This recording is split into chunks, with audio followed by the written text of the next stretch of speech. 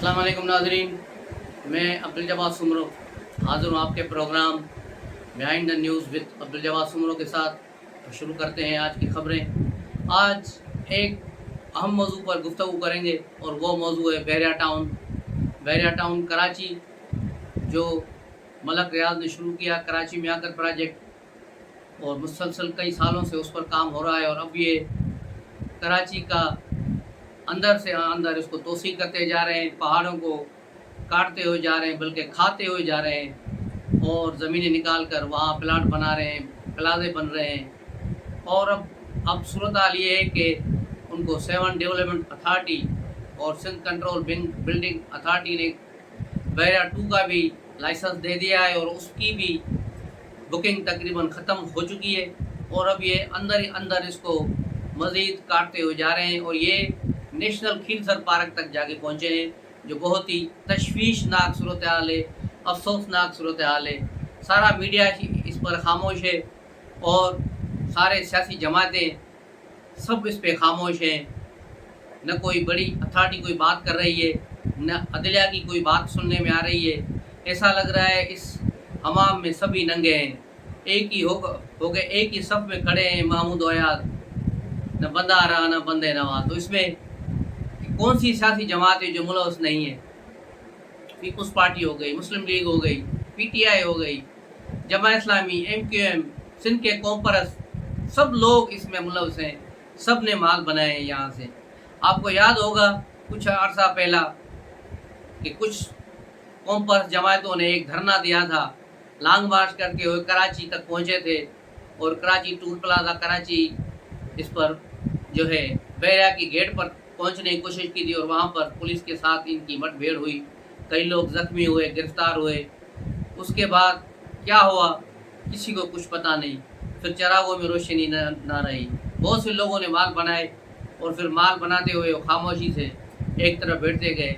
इसी की रिलेटिव कहानी है कि सुप्रीम कोर्ट जब सिंध में ज़्यादा आवाज़ें उठी, मुल्क में सिविल सोसाइटी ने आवाज़ें उठाई, तो सुप्रीम कोर्ट की साकिब नासूर की अदालत जो है इसको रेस्क्यू करने के लिए पहुंच गई, और उन्होंने इसको रेस्क्यू किया। और एक केस चला 2019 में, जो उसकर जो है बहरिया टाउन पर फाइन किया गया 460 बिलियन।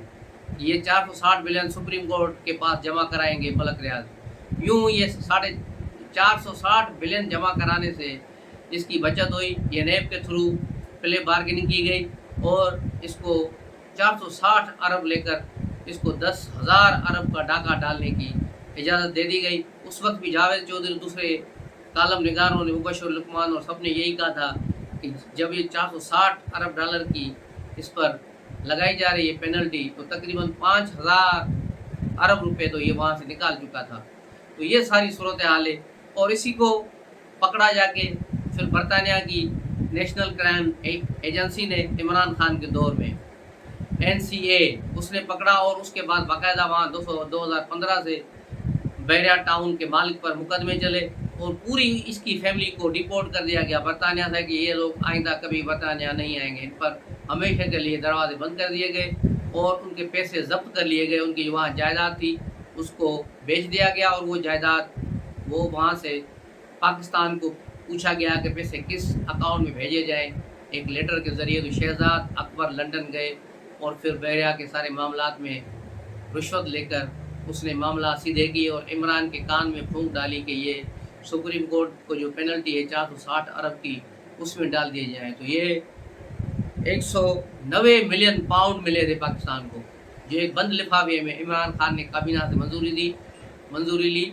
और काबीना को कहा कि इसमें बड़ा कौमी राज है जो आपको हम दिखा नहीं सकते, जिससे किसी मुल्क के साथ तल्लुकात ख़राब होंगे। और वो कौमी राज कुछ नहीं था, वो 190 मिलियन के पैसे थे, जो लंदन की NCA एजेंसी ने पाकिस्तान को भेजे कि ये पैसे किस अकाउंट में डाले जाएं।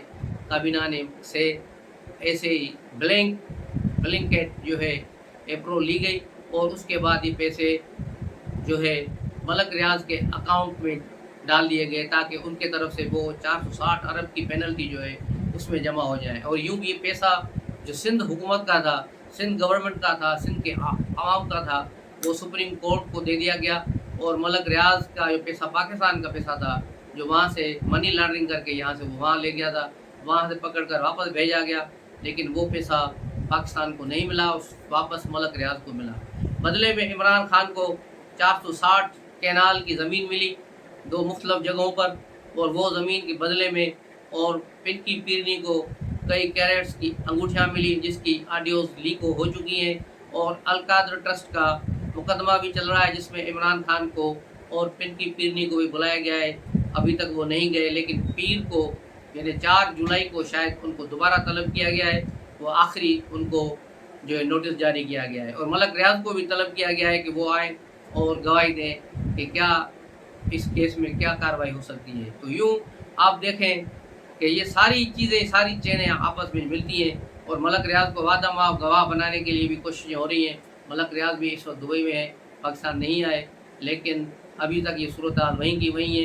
ये पैसा सुप्रीम कोर्ट के अकाउंट में पड़ा हुआ है, वहाँ सड़ रहा है, लेकिन वो सिंध गवर्नमेंट को नहीं दे रहे। काश सुप्रीम कोर्ट वाले ये पैसे अपने तौर पे ही सिंध के उन सैलाब ज़दगान के घर बनाने में, उन सैलाब ज़दगान के गाँव के स्कूल बनाने में, अस्पतालें बनवाने में काम लाते, तो भी हम कहते हैं कि हाँ ये पैसा किसी काम आया। लेकिन उस पैसे पर सुप्रीम कोर्ट सांप बन के बैठी हुई है, और जितने पैसे मिले हैं अभी बहुत सारे पैसा मलक रियाज पर रहता है, वो भी उससे नहीं लिया गया। ये सारे पैसे लेने हैं, उसके बाद ये कुछ होगा। इस पर मेरी सिर्फ इस प्रोग्राम के ज़रिए तमाम सिविल सोसाइटीज़ को, तमाम पाकिस्तानियों को अपील है कि वो इस वीडियो को फैलाएं और ज़्यादा से ज़्यादा लोगों तक पहुँचाएँ, और ताकि 460 अरब रुपए जो वहाँ पड़े हुए वो मिले, और मलक रियाज को सिंध की ज़मीनें हड़प करने से रोका जाए।